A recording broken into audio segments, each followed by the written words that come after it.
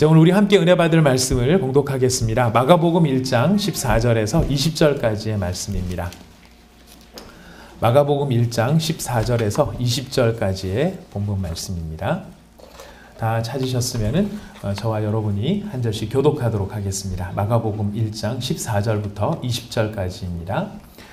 요한이 사로잡힌 후 예수께서 갈릴리에 오셔서 하나님의 복음을 전파하여 이르시되 때가 찼고 하나님의 나라가 가까이 왔으니 회개하고 복음을 믿으라 하시더라. 갈릴리 해변으로 지나가시다가 시몬과 그 형제 안드레가 바다에 그물 던지는 것을 보시니 그들은 어부라. 예수께서 이르시되 나를 따라오라. 내가 너희로 사람을 낚는 어부가 되게 하리라 하시니 곧 그물을 버려두고 따르니라. 조금 더 가시다가 세베대의 아들 야고보와 그 형제 요한을 보시니 그들도 배에 있어 그물을 깁는데 20절을 같이 읽습니다. 곧 부르시니 그 아버지 세베대를 품꾼들과 함께 배 버려두고 예수를 따라 가니라. 아멘. 우리가 지난 주일에는 우리 예수님께서 공생애를 시작하심에 있어 새 시대를 열어가심에 있어서 예수님께서 세례를 받으시는 것으로 공생애를 시작하는 말씀을 저희가 함께 나누었습니다. 예수님께서는 하나님의 아들이시고 예수님께서는 하나님이 인정하신 메시아가 되시는데 그분은 죄가 없으신 분이심에도 불구하고 죄인들과 함께 자기 자신을 동일시하시기 위하여서 친히 세례를 받으십니다. 우리가 살아가는 인간 세상에서는 다른 어떤 사람이 나쁜 일을 해서 그 사람이 나쁜 사람이다 이런 평가를 받으면 우리는 어떻게 하든지 그 사람하고 나하고 상관이 없다는 것을 이야기하기 위해서 더 그 사람과 구분을 합니다. 나는 너랑 달라. 나는 너랑 다른 사람이야. 다른 종족이야. 이렇게 자꾸만 구분하는 것이 우리의 모습이라면 예수님께서는 우리가 죄인임에도 불구하고 우리와 자신을 구분하지 아니하시고 오히려 동일시를 하십니다. 나는 너희와 같아. 나는 너희랑 같이 있어. 이런 우리와 동일하다라고 하는 것을 알려주시기 위해 예수님께서는 친히 세례를 받으셨습니다.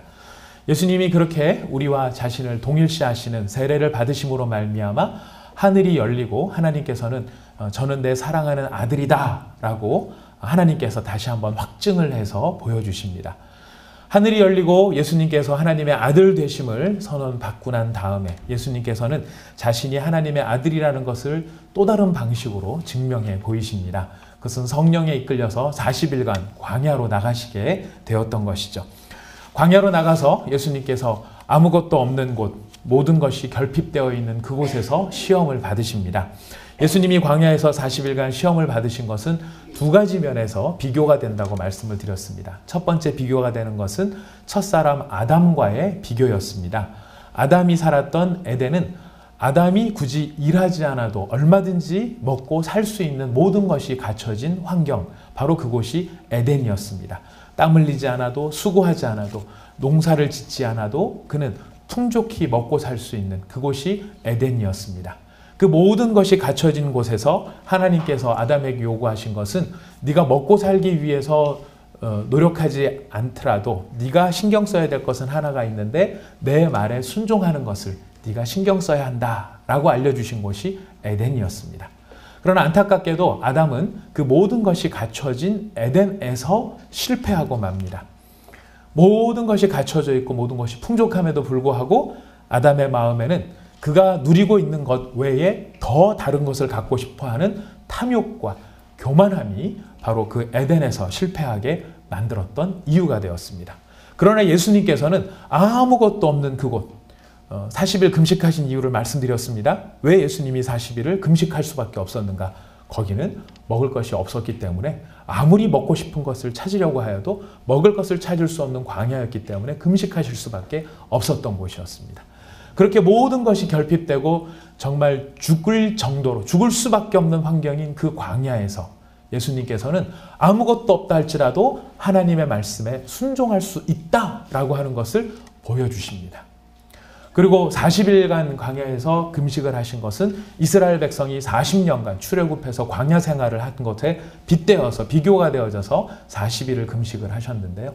이스라엘 백성은 40년간 하나님께서 만나로 메추라기로 반석에서 물을 내심으로 온갖 것들을 필요 때마다 다 채워주시는, 모든 것을 인도하시고 모든 것을 보호하시고 모든 것을 채워주는 환경 속에서도 이스라엘 백성들은 여전히 그 입에 불평과 원망을 달고 사는, 그래서 마침내 그 시험에 하나님 앞에 합격점을 받지 못하는 그런 종족이었었습니다.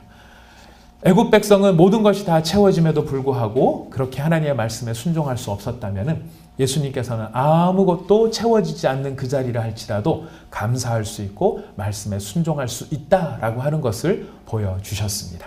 그래서 예수님께서 자신이 하나님의 아들이다라고 하는 것을 무엇을 통해 보여주셨냐면은 말씀을 순종하는 일을 통해 하나님의 아들이라고 하는 것을 입증해 보이셨다는 것입니다.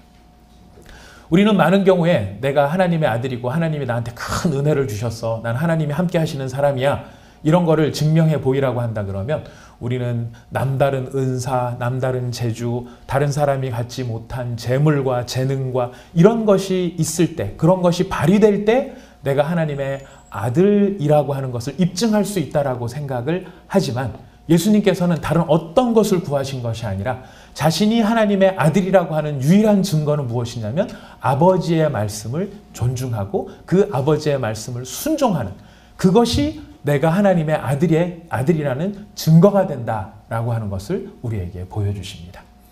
예수님의 이런 모습은 바로 우리가 일생을 살아가면서 내가 하나님의 자녀인지 어찌 알 것인가, 남들이 우리 여기 앉아 예배드리시는 모든 분들에게 찾아오셔서 당신은 하나님의 자녀이십니까? 당신은 하나님의 아들입니까? 하나님의 딸입니까? 이걸 물어보셨을 때 여러분 하나님의 자녀입니다 대답하셔야 되겠죠? 또 하나님의 아들입니다, 난 하나님의 딸입니다, 이거를 자랑스럽게 아마 이야기하실 것이라고 생각합니다.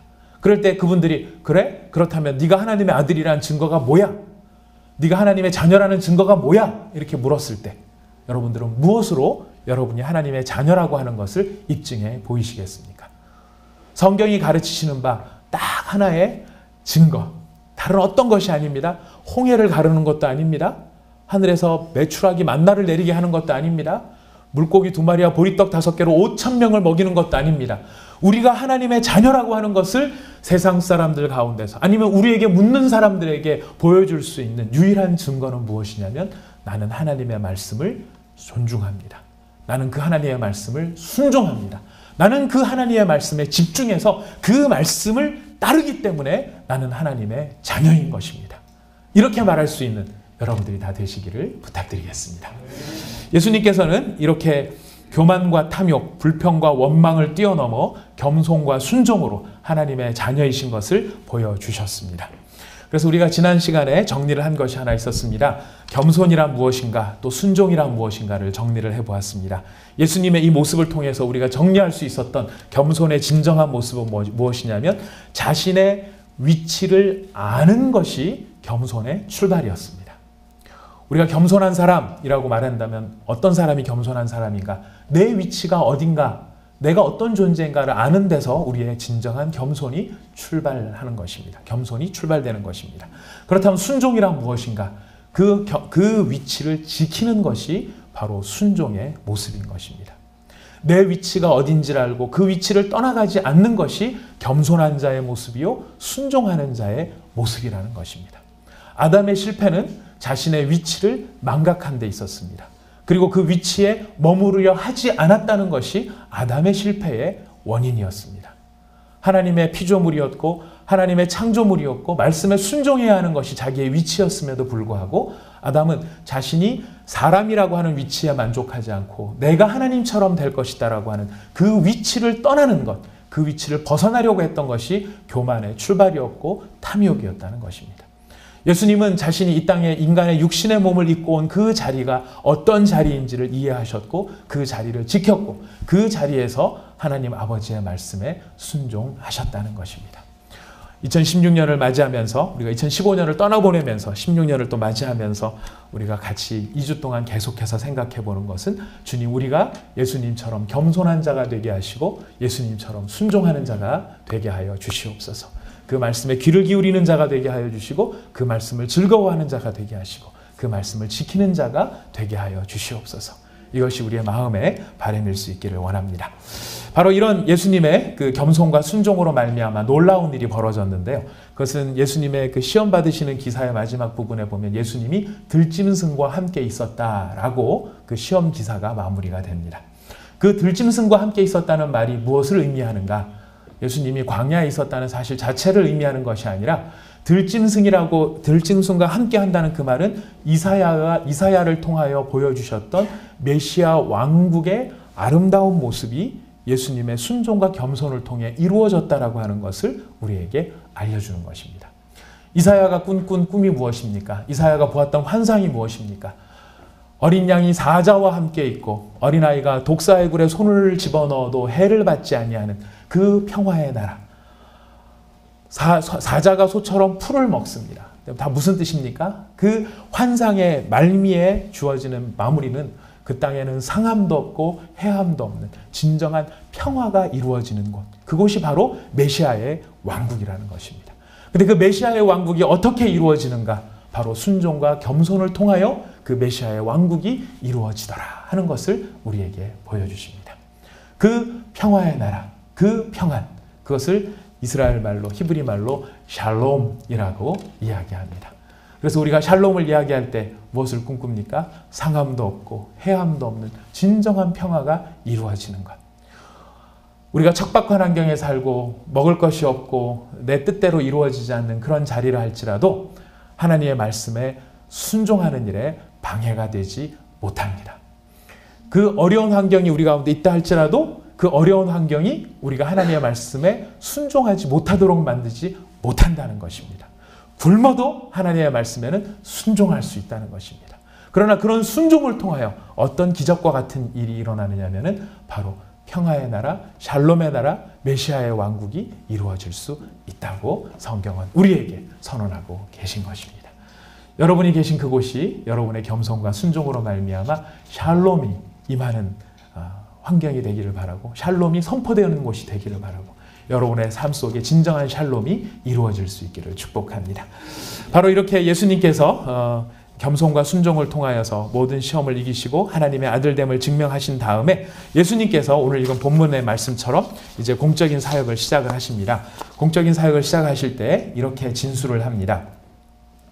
요한이 잡힌 후 예수께서 갈릴리에 오셔서 하나님의 복음을 전파하여 이르시되 때가 찼고 하나님의 나라가 가까이 왔으니 회개하고 복음을 믿으라 하시더라. 이렇게 예수님께서 복음을 선포하시는 일로 자신의 공생애를 시작하십니다. 예수님의 말씀의 첫 마디는 때가 찼다라는 것입니다. 때가 되었다라는 것입니다. 여러분들 아마 이 말씀은 여러분들의 설교를 통해서 많이 들으셨을 것이라고 생각합니다. 시간에는 두 종류의 시간이 있다고 하죠. 하나는 그냥 쭉 흘러가는 시간. 이거는 뭐라고요? 예, 많이 들으셨을 텐데 이거 말씀드리면 그거 그러시게 또 생각나실 게 있으십니다. 바로 크로노스라고 하는 말이 있습니다. 이거는 우리가 보통 하루 지구 시간을 기준으로 말을 하면은 하루 24시간 이렇게 흘러가는 시간을 말할 때 크로노스라고 하죠. 근데 어떤 특별한 의미가 있는 시간이 있을 때가 있습니다. 예를 들어서 저희 온사랑의 교회만 하더라도 매번 주일 예배를 드립니다만 12월 20일은 온사랑의 교회 특별한 날이었습니다. 창립 예배가 있는 날이었죠. 그럴 때는 크로노스라고 말하지 않고 카이로스라고 이야기를 합니다. 특별한 의미를 담아 그때가 특별한 때가 되었다라고 이야기할 때 그걸 바로 카이로스라고 이야기를 합니다. 지금 예수님께서 말씀하신 것은 크로노스가 아니고 카이로스라고 선언하시죠. 자, 때가 되었다. 기다리고 기다렸던 하나님께서 인류를 창조하시고 지금까지 인간이 실패한 이후로 그 인간을 위해서 예비한 수천 년의 시간이 지나 하나님이 벼르고 벼렀던 그 시간이 마침내 이르렀다. 때가 찼다라고 선포를 하십니다. 그리고 때가 차고 하나님의 나라가 가까웠으니 회개하고 복음을 믿으라. 이것이 예수님의 선언이었습니다. 예수님께서 이 복음의 선포, 또 복음의 선포는 항상 무엇이 동반되었느냐면 기적이 동반이 되었습니다. 능력이 나타났습니다. 하나님의 나라라고 하는 것이 단순히 말에 그치는 것이 아니라 하나님의 평화가 이 땅에 임할 때 어떤 현상이 생겨나는가, 들짐승들이 예수님과 함께 거하는 것처럼 사람 사이에서는 치유와 회복이 일어나는 기적들이 나타나더라는 것이죠. 아픈 사람이 고침을 받고 깨어졌던 관계가 회복이 되고, 사회적으로 사람들에게 돌팔매질을 당할 여자들이 아니면 손가락질을 당할 사람들이 생명을 얻고 회복이 되고 관계가 좋아지는 그런 모습을 통해 복음의 능력을 보여주십니다. 예수님께서 한동안 이렇게 혼자서 사역을 하시다가 이제 하나님의 또 때가 되매 예수님께서 제자들을 부르셔서 함께 사역하시는 길로 나아가십니다. 그래서 오늘 우리가 읽은 본문 말씀은 예수님의 복음의 첫 전파의 모습인과 동시에 예수님께서 제자를 부르시는 바로 그 본문이 되어지는 것입니다. 자, 예수님께서 이 제자들을 부르실 때 부르시는 모습 우리가 한번 찬찬히 한번 살펴보면서 은혜를 나누기를 원합니다. 먼저 갈릴리 해변으로 지나가시다가 예수님께서 누구를 제일 먼저 부르셨느냐면은 시몬과 그 형제 안드레를 부르십니다. 그리고 조금 있다가 더 가시다가 누구를 부르시냐면은 세베대의 아들 야고보와 그 형제 요한을 부르십니다. 자, 그런데 이 사람들을 부를 때 어떤 형편에서 부르십니까? 우리 16절 말씀에 보면은 시몬과 그 형제 안드레가 바다에 그물 던지는 것을 보셨다라고 하십니다. 그물을 던지고 있는 상황에서 부르시는 겁니다. 그물을 쫙 던지고 있는데 그 던지고 있는 그물 던지는 시몬하고 안드레한테 부르시는 거예요. 시몬과 안드레한테 너희는 나를 따라오라 부르시는 겁니다.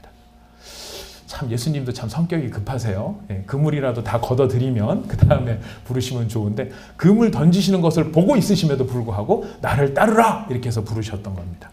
자, 그 다음에 조금 더 가니까 세베대의 아들 야고보와 요한이 또 있는 거예요. 근데 그 야고보와 요한은 뭐를 하고 있었냐면은 그들도 배에 있어 그들은 그물을 깁고 있었다고 합니다. 그물을 이렇게 기우고 있었던 거예요. 근데 그 사람들을 또한 부르시니 바로 이 사람들이 예수님을 따랐던 것입니다. 오늘 이 본문 말씀은 사실 우리가 예수님을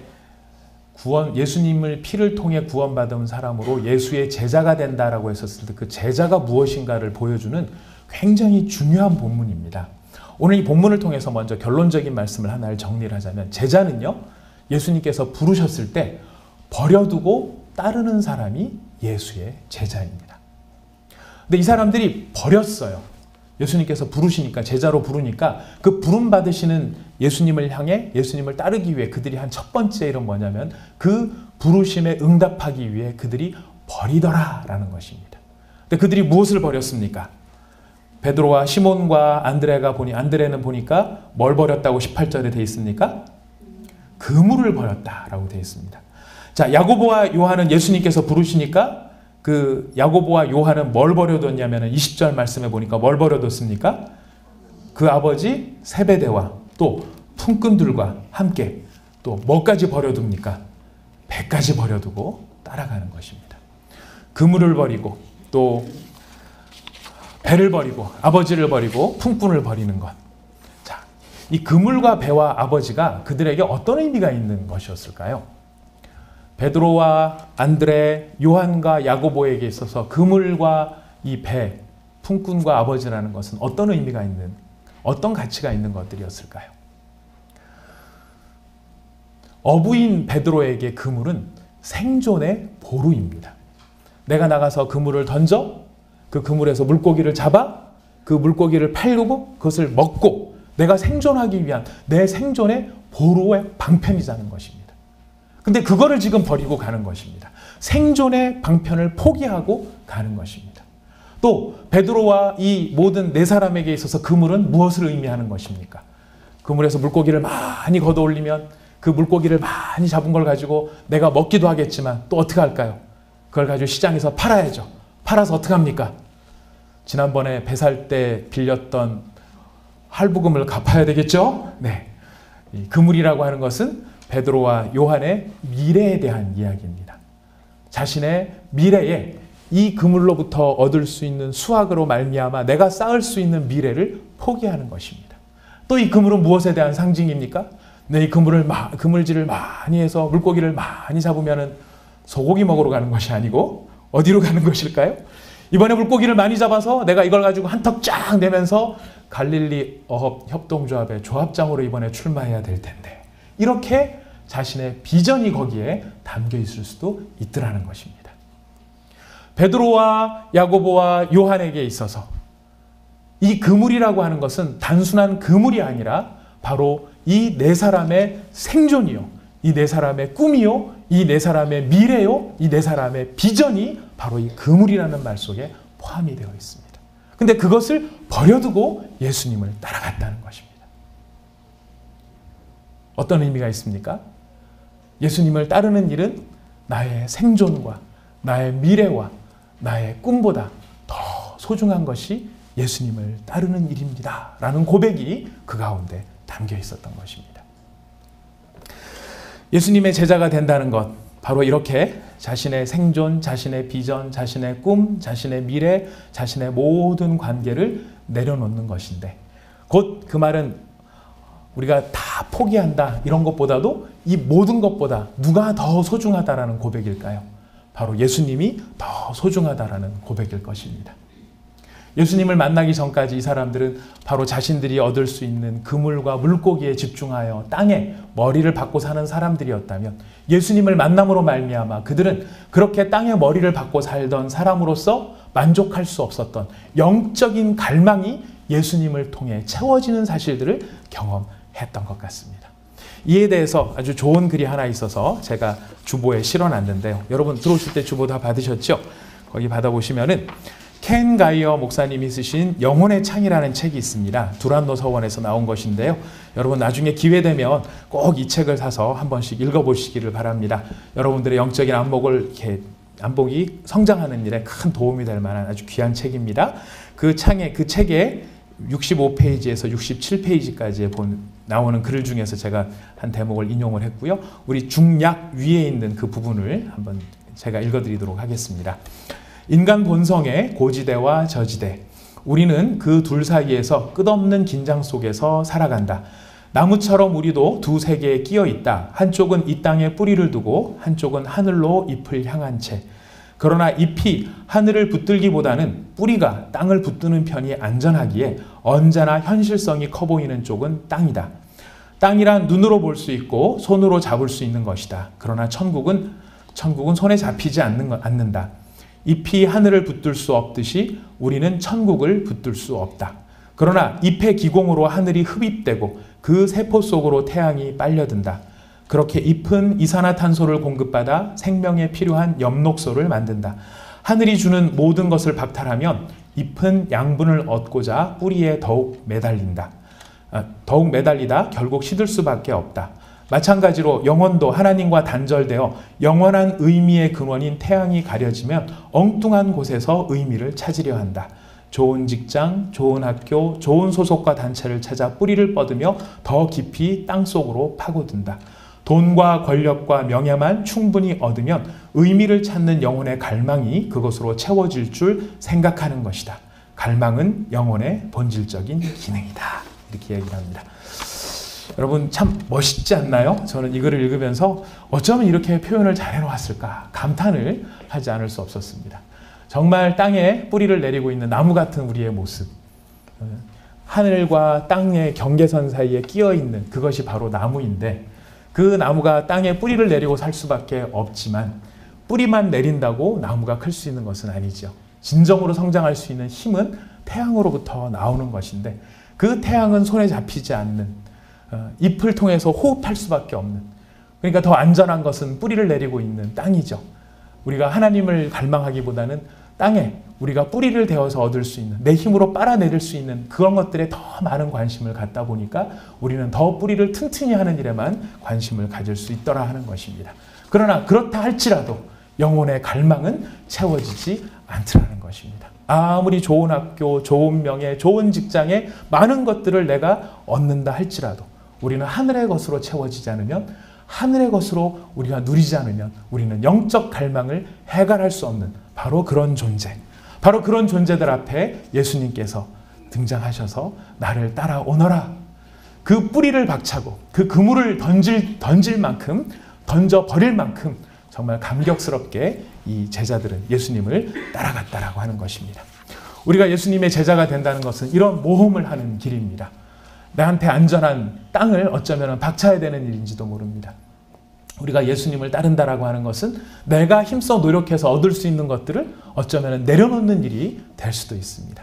내가 의지하고 있던 그물을 던져버리고 예수님을 따라가야 하는 일이 되는지도 모른다는 것입니다. 그러다 보니까 우리한테 무엇이 있느냐면 버림에 대한 두려움이 있습니다. 이거 버리고 어떻게 살지? 내가 뿌리가 막 기어 나와서 땅을 막 나무들이 돌아다니기 시작을 하면 이 세상이 힘들 텐데 막 이런 생각 속에 우리는 그 뿌리를 내리는 일을 포기하지 않고 계속 뿌리에 연연하는 그런 마음을 가질 수도 있습니다. 그렇다 보니까 이 두려움 때문에 예수의 제자가 되기를 결단하는 일을 또한 두려워하는 경우들도 있더라는 것이죠. 그래서 우리는 예수님을 따르라, 예수님을 따르기에 너의 모든 것을 포기하고 주님께 집중하라, 이런 말을 들으면 마음속에 위축이 찾아오고 좀 생각 좀 해보겠습니다. 형편이 되면, 내가 때가 돼서 하나님이 나를 붙드시면 그때 한번 생각해 보지요 라고 생각하면서 우리는 주저할지도 모릅니다. 마치 이런 의식이 있는지도 모르겠어요. 제가 영화를 한 편 이렇게 생각이 났습니다. 이 예수님의 제자로 결단하고 따르는 삶에 대한 두려움이 뭐랑 비슷할까 이런 생각을 하다가 예전에 본 영화 가운데 에너미 앳 더 게이트라고 하는 영화가 있습니다. 전쟁 영화인데요. 제가 전쟁 영화를 잘 봅니다. 즐거워합니다. 즐거워까지는 아니고 가끔씩 봅니다. 근데 에너미 앳 더 게이트에 보면은 그 영화가 그 2차 대전 당시에 스탈린그라드에서 벌어지는 전투를 배경으로 영화가 전개가 됩니다. 잘 아시는 것처럼 독일군이 이 소련으로 쳐들어와가지고 이제 소련을 거의 함락시키는 상징적인 위치가 모스크바를 함락시키는 것과 스탈린그라드를 함락시키는 거였었습니다. 근데 이 스탈린그라드 한 80~90%까지 독일군이 점령했던 그 상황에 이제 여기까지 밀리면, 여기까지 내주면 이제 소련 사람들의 사기가 뚝 떨어져 버리기 때문에 소련 사람 입장에선 절대로 양보할 수 없는 전쟁이 이 전쟁이었어요. 그래서 사람이 몇 명이 죽어나가느냐는 상관하지 않고 끊임없이 거기다가 소련의 젊은 그 청년들을 정말 물 쏟아붓듯이 쏟아붓는 바로 그 전쟁이 스탈린그라드 전쟁이었습니다. 그 전쟁의 그 주인공이 이 바실리 자이제프라고 하는 유명한, 아주 그 소련에서 제일 유명한 저격수, 전설적인 저격수입니다. 혼자서 저격을 해서 제가 통계를 잊어버렸는데 하여튼 몇백 명의 장교들을 또 사병들을 사살을 한, 그래서 독일 사람들한테는 공포의 대상이 됐던 사람이 이 저격수였습니다. 근데 이 저격수가 처음에 전장에 투입될 때 어떤 모습이었냐면요. 시골에 자기 집에 있다가 이제 징집이 돼갖고 끌려가는 거예요. 그러면 기차가 한 량이 이 스탈린그라드 쪽으로 가는 그 길목에서 그 길로 쭉 갈 때 정차하는 역마다 그 지역의 젊은이들을 흡수를 하는 거예요. 빨아들이는 거예요. 이 사람들 거기에 이제 몸을 싣고 군복 입고 가는데 딱 스탈린그라드 전투에 투입되기 앞에 바로 그 시점에 그 역에서 내리면서 2인 1조로 짝을 이루게 합니다. 그리고 두 사람한테, 한 사람한테는 총과 총알을 주고 나머지 한 사람한테는 총알만 줍니다. 그러니까 이 사람이 물어보는 거예요. 아니, 저게 저는 총을 안 주십니까? 네 친구가 죽으면 그 총을, 죽은 친구의 총을 주워다가 싸워라 그러는 거예요. 이 사람들이 다 총알바지로 죽을 거라는 걸 알기 때문에 이 사람들이 굳이 다 무장을 안 시키는 거예요. 어쨌든 한 사람한테는 총과 총알을 주고 한 사람은 총알만 들고 가는 거예요. 그 친구를 따라가면서, 같이 왔던 동료를 따라가면서. 그러니까 내가 보호를 받으려면은 뭐가 돼야 되냐면 친구가 죽어야 되는 거예요. 친구 죽을 때까지 기다렸다가 죽은 친구의 총을 얻어다가 그때부터 싸워야 되는 거죠. 그래서 돌격 앞으로 해놓고 이 소련 장교들이 뭘 하느냐면 뒤에서 기관총을 거치를 해놓습니다. 이 기관총은 왜 거치를 해놓냐면 보통 군대 전투에서는 분대원들을 보호하기 위해서 기관총을 쏘지만 여기서의 기관총은 어떤 기관총이냐면 후퇴해서 돌아오는 자기네 병사를 쏘아 죽이기 위해서 기관총을 거치를 해놓는 거예요. 협박을 하는 거죠. 그러니까 이 사실을 아는 군인들은 어떻게 합니까? 앞으로 나가도 죽고 뒤로 나가도 죽는데 앞으로 나가다가 죽는 길을 택하는 거죠. 돌격 앞으로 해서 그 기차에서 내린 수천 명의 소련의 병사들이 단 10분 만에, 10분도 안 돼서 전부 죽음으로 변하고 맙니다. 그 참혹한 현장 한가운데 총알만 딱 들고 돌격 앞으로 해서 나가는 군인의 심정. 어떤 때 우리가 예수님을 따르는 제자로서 이 세상을 산다는 것은 그런 느낌이 들 때가 있더라는 거예요. 상대편은 대포 들고 나오고 상대편은 기관총 들고 나오는데 우리한테는 소총도 변변이 없이 총알 하나 딱 쥐어주면서 내가 너를 사랑한다. 돌격 앞으로. 이렇게 말씀하시는 주님의 음성을 듣는 것 같은 그런 마음이 우리한테 있더라는 거예요. 아니 주님, 우리가 세상으로 나가려고 하면은 주님 대포도 주시고 미사일도 주시고 기관총도 주시고 나가서 우리가 주님의 이름으로 한번 빠바바바 갈기면 적들이 다 쓰러지고 거기서 우리가 그 땅에 딱 깃발을 꼽으면 이 땅은 주님의 땅입니다. 이 회사는 주님의 회사입니다. 이것은 주님의 영광이 나타나는 곳입니다. 그럼 얼마나 좋을까요? 이런 생각이 드는데 절대로 주님은 그렇게 안 하시는 것 같더라고요. 그러니까 우리한테는 무슨 마음이 있느냐면 주님은 우리한테 총알 몇 개 쥐어주시고 전장으로 내보내는 이것이 제자의 삶이구나 하는 처절함과 처연함이 있더라는 것입니다. 그러나 성경은 이야기합니다. 우리 주님께서 우리를 제자로 삼으시고 나를 따라오너라 했었을 때 베드로와 요한과 야고보와 그 4명의 제자들이 그물을 버려두고 쫓아갔었을 때 우리는 그들이 와 엄청난 결단을 했네, 대단한 결심을 했네, 우리도 저런 결단을 해야 되지 않을까 이런 마음이 듭니다마는 우리가 이 본문을 읽으면서 한 가지 꼭 기억해야 될 이제 질문을 바꿔야 될 것이 있습니다. 얼마나 저들이 처절하게 결단을 했을까? 이게 아닙니다. 우리가 질문해야 될 것은 도대체 저 4사람이 깨달은 예수님이 얼마나 대단한 예수님이길래 저 사람들은 그물을 버려두고 예수님을 쫓아갈 수 있었을까? 그물을 버려둔 베드로와 야고보와 요한과 그 4명의 제자가 대단한 것이 아니라 저 평범한 어부들이 저 하루 먹고 하루 살기에 바쁜 저 어부들이 자신의 하루 벌이가 아니라 자신의 미래까지도 던져놓고 포기하고 따라갈 만큼 도대체 얼마나 예수님이 대단하면 저 사람들은 저렇게 예수님을 따라갈 수 있었을까? 저는 우리가 이런 관점에서 우리의 신앙을 정립하기를 원하고 우리가 이런 관점에서 우리 주님 앞에 질문을 던지는 것이 필요하다고 저는 생각합니다. 우리 주님이 우리한테 아까 말씀드린 것처럼 총알 몇 개 쥐어주고 너 구원받은 하나님의 백성이니까 이제 나가기만 하면 다 이길 거야 해서 보내시는 분이 아니십니다. 우리 하나님이 얼마나 놀라우신 분인지 대단한 분인지 그분을 신뢰하고 따라가는 생애가 얼마나 영광스러운 생애인지 우리 주님께서는 그것을 깨닫게 하시며 그 깨달음 속에 베드로와 이 야고보와 안드레와 요한이 그물을 버려둘지라도 주님 저 이거 없을지라도 저 주님만 따라갈 수 있으면 그 주님을 따라가는 것이 저의 기쁨입니다. 이것을 뭐라고 말하냐면 사랑이라고 말을 합니다. 하나님은 예수님은 독재자로서 우리를 부르셔서 돌격 앞으로를 외치시는 분이 아니십니다.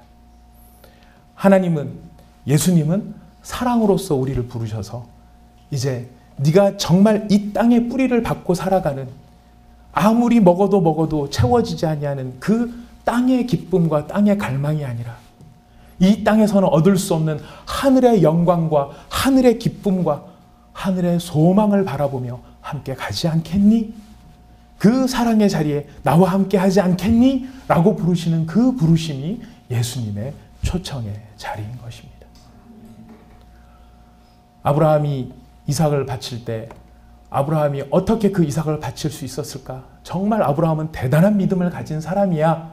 우리가 이렇게 생각하지만은 여러분 이 질문도 똑같이 바꿀 수 있습니다.